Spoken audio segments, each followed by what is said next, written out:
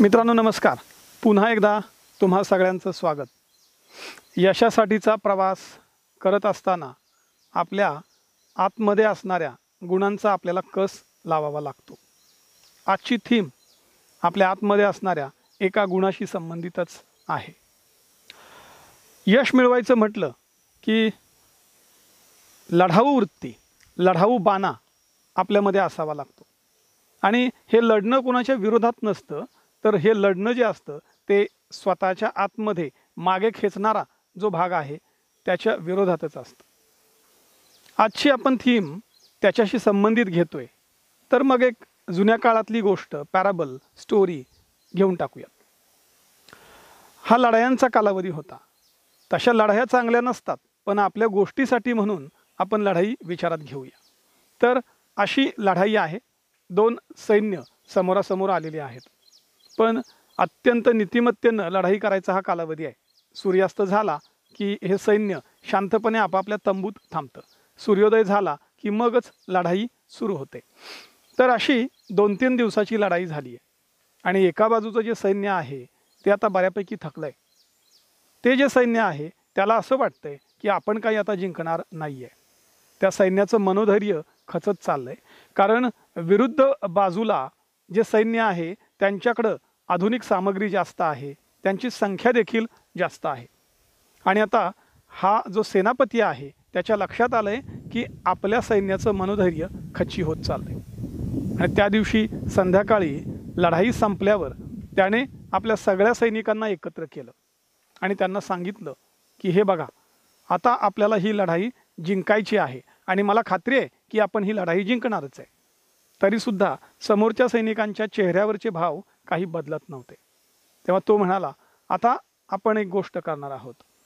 आपण लढाईला येण्यापूर्वी मला एका साधू महाराजांनी एक नाणं दिलेलं आहे आणि हे नाणं त्यांनी सांगितलं होतं की लढाईच्या वेळेला तुम्ही हे नाणं उडवून त्याचा छापा किंवा काटा करायचा आहे आणि तुम्हाला जी बाजू हवी आहे ती मागा।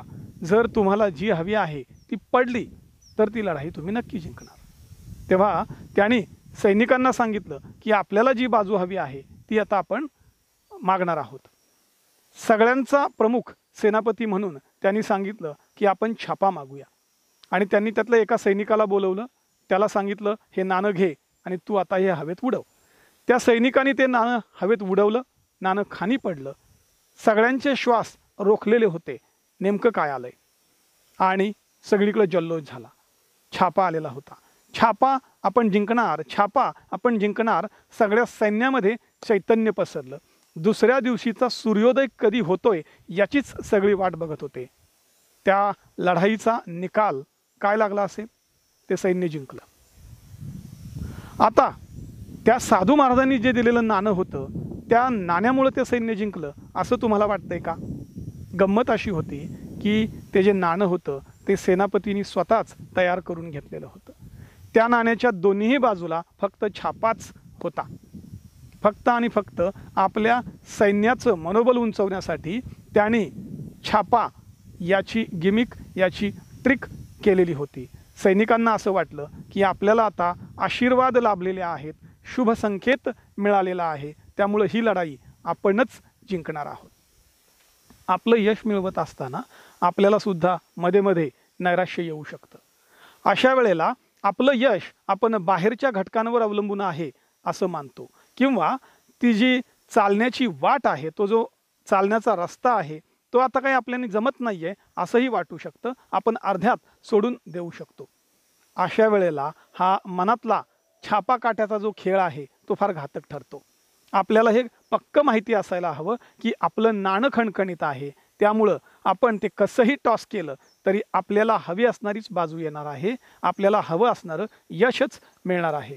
त्यामुळं इथून पुढे हे संकेत शोधायचे नाहीत, ते सगळे संकेत आपल्या आतमध्येच दडलेले आहेत। पाहिजे तेव्हा आतमध्ये कौल घ्यायचा आणि तो कौल आपल्या बाजूनीच पडतो हे तुमच्या लक्षात